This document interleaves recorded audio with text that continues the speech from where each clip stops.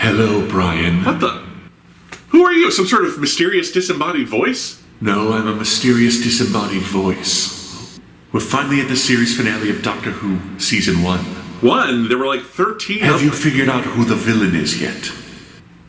Well, yes, I think I've got a pretty good idea. It's the Quarks. No. Damn.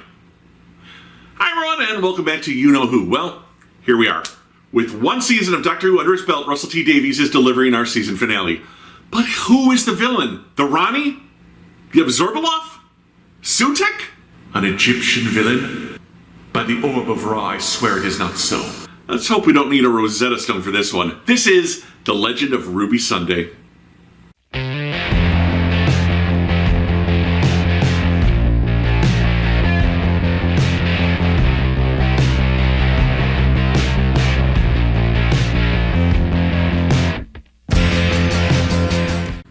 The Doctor and Ruby arrive at unit headquarters. Rose is now working there with Kate.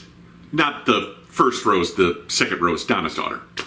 They get to meet the new scientific advisor, boy genius Morris Gibbons, and the unit archivist, Harriet, last name withheld for dramatic effect.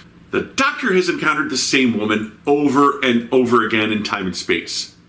But is she here on Earth? Well, yeah, that's Susan Triad, genius entrepreneur releasing her free software today. But the Doctor has already noticed something. S-Triad spells out TARDIS. The name is TARDIS technology. Well, obviously. Thank you. Even I got that. That is why we've been watching her. Also, her name is Susan. That's the same name as the Doctor's granddaughter. Wait, Ruby wants to know, how can the Doctor not recognize his granddaughter? And she gets the rundown on regeneration. We see that they're watching Susan at a rehearsal for her product launch. As she talks to her staff, the Doctor sees his old companion, Melanie Bush, working there. Unit got her inside as an undercover spy. Susan, call her Sue, is actually a nice person. Not evil at all, apparently. The Doctor switches focus to Ruby. They've had no luck finding her mysterious mother. The Doctor can't go to Ruby Road for a second visit. He went there once during the church on Ruby Road, or he'd be crossing his own timeline, and he's more concerned with the random snowfall that seems to be following Ruby. And if the snow from that moment is following Ruby through time and space, the last thing the Doctor wants to do is take a time machine to that moment, or it could cause a temporal disaster. But food lightly fried in Japanese breadcrumbs is wonderful. It's never a disaster. Temporal, not tempura. I knew that. I am a god. There is CCTV footage from that time, which Ruby is in possession of. The image on the tape is too vague to make out her mother, but Unit could sharpen the image up easily. Back at Triad, Mel activates a scanner on the palm of her hand and, wishing Sue luck, scans her before returning to Unit headquarters. Unit headquarters. That was the first album where the Brigadier played his own instruments. You know, with any other review show, you just get a straight review. Here you get all this comedy gold. You're welcome. Rose and Ruby head to her apartment to get the VHS tape from Carla. Here it is, safe and sound. That's your story, darling. The Legend of Ruby Sunday. We have a title! Carla is going with them to Unit, and they ask Mrs. Flood to keep an eye on Grandma Cherry. Kate says in all the stories her father told her of the Doctor, he never mentioned a granddaughter. Does the Doctor actually have children? It's a bit complicated with Time Lords. You can have grandchildren before you have kids. She asks the question every fan has asked since 1964, Big Finish notwithstanding. Why didn't he ever go back for Susan? Disaster and ruin followed him. What if he destroyed the life she built for herself by coming back? Does he want Susan Triad to be his grandchild? Yes, but it seems too obvious that she's a trap. Mel is back and they analyze Susan's DNA. She's human. Ruby has the tape. A long time ago, the Doctor told Unit to never build a time window or any time travel technology. You expressly told us in the 1970s Unit was absolutely forbidden to experiment with any form of time technology. Do you have a time window? 10 floors down. The window is more of a room, you know, like how a box is a cone. A room that can holographically project moments from the past into a tangible environment. They seal Ruby and the Doctor inside with the Time Window's head of security, Colonel Chidozi. Ruby recites the facts of her birth and snow starts to fall in the chamber, but it's not even on yet. They activate the window, and Ruby and the Doctor are standing in front of the church on Ruby Road. It's a sort of grayed out staticky image. They hear caroling. They see Ruby's mother, hood over her head. There's a power surge and Ruby's mom moves past them so quickly they miss her face. The TARDIS arrives for the Doctor's first trip back after the goblins. But strangely enough, the TARDIS is the most solid image there. The woman points at the past Doctor. The Colonel moves to see if there's anything they missed in that direction. Kate reminds them they're not supposed to move in the window lest something terrible happen. Ruby's mother leaves. The experiment has failed. Past Doctor leaves in the TARDIS, and Morris points out that now, where he left, is a black cloud of smoke.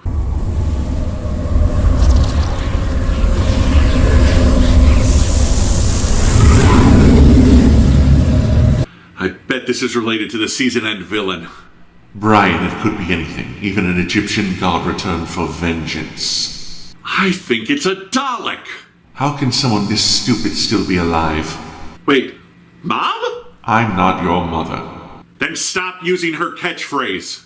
Additionally, they've lost sight of Colonel Chidozi. Morris can't get a good reading on the smoke, and Carla thinks it's the devil. Chidozi finally responds. They hear his voice. He's in hell. This thing is ancient and has been waiting for a long time. The room overloads and shuts down, with only Ruby and the Doctor visible.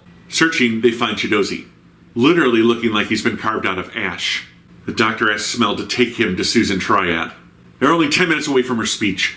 In her offices, he snaps a bit and starts kicking a wall. Mel knows he blames himself for Chidozi, but he needs to face this and figure out how it's connected to Susan.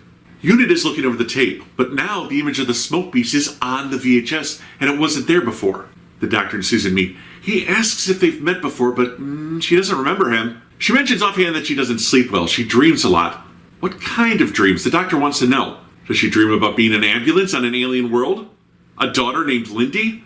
A planet called Pacifico del Rio? Susan is shook and goes to her press conference. Harriet begins to analyze the tape. In the middle of the smoke on the VHS tape is an image of the TARDIS.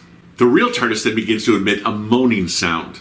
If the smoke demon was around the TARDIS in 2004, can it still be there now? The Doctor needs to stay for Susan's press conference. Unit scans the TARDIS confirming a life form. Susan hears a mysterious voice reading her speech. The Doctor has Ruby taken to the time window. Then Susan begins to go off speech. She does remember strange alien worlds in her dreams. Dreams that apparently risk copyright infringement from Gene Roddenberry and, Kate demands the entity show itself when Harriet begins rambling off a strange litany. The creature has been hiding and waiting all this time. The Doctor asks about Harriet. What is her last name? Well, naturally it's Harbinger. A harbinger. The gods send them to announce their arrival. The time window activates for Ruby, returning her to Christmas 2004. In a trance, Harriet begins listing off the gods. Toymaker, god of games. Trickster, god of traps. Maestro, god of music. Reprobate, god of spite. The Mara, god of beasts. The threefold deity of malice, mischief, and misery. Incenser, the god of disaster. Above them all is the mother and father and other of all. Oh, we're not going to have to get into the other again, are we? I mean, I covered that way back in my review of Name of the Doctor. Quiet, this is the good part. Oh, yeah? And his one true name forevermore is...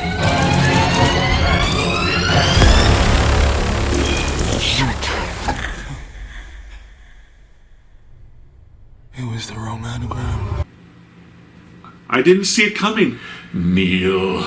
No, Brian. Sutek, last seen in Tom Baker's The Pyramids of Mars, is back. Once again voiced by Gabriel Wolfe.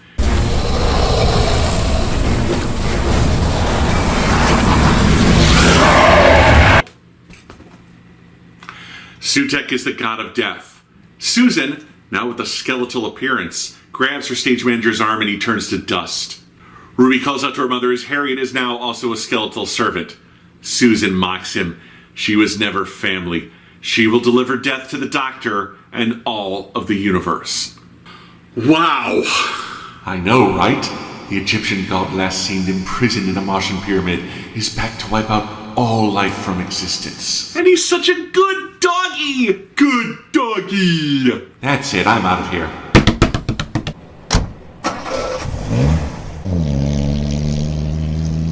Something I said? Let's take a closer look at the legend of Ruby Sunday.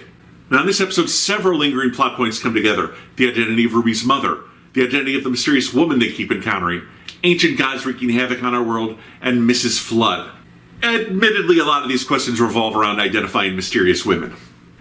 Well, let's start at the end. Sutek is back, and while many old-school Who fans such as myself would be thrilled, bringing back a villain who only appeared in one serial might not strike a chord with the audience the show's built up for the last decade. I watched a lot of reactions, and almost all of them were like, who? I wonder if Russell T couldn't have done more to set up and explain who Sutekh was earlier in the season, but I suppose that would have telegraphed this ending. As it was, he had to release a special episode between this episode and the next, set in the memory TARDIS, we'll cover that next time, where Ncuti explains just who Sutekh is with a flashback to Tom Baker's Pyramids of Mars. Also, some of you may know that Gabriel Wolf voiced the Beast on The Impossible Planet. Remember what Carla said? I know his name. It's the Beast. There's your in-episode shout-out to a previous episode. Speaking of which, remember during my review of The Devil's Cord, I pointed out that the Doctor showing Ruby the present could be wiped out by them not stopping the Maestro in the past was a shout-out to a classic episode where the Fourth Doctor showed Sarah Jane Smith that a disaster in the past could destroy her present. That episode was Pyramids of Mars! The villain was Sutekh. So there you go. Russell's foreshadowing did pay off, but again, only for classic fans who are aware of Pyramids of Mars. Also, when Harriet was listing gods, most of them have already appeared in Who, with a few exceptions. But if I had to guess that threefold deity she mentioned were probably the gods of Ragnarok from the 7th Doctor episode, Greatest Show in the Galaxy. After all, the threefold deity includes the god of mischief, and if that doesn't scream Norse pantheon, which also includes the concept of Ragnarok, then what does? There was a nice slow build to this episode. The pacing was great, with just some casual talk among colleagues, leading to an experiment to find Ruby's mother. When that doesn't work, the Doctor and Mel talk to Susan, but that doesn't lead anywhere. It's a day for inconsequential failure, but then, on a dime, everything flips when they realize the TARDIS is carrying an alien parasite. Susan and Harriet are transformed, and Sutekh makes its return.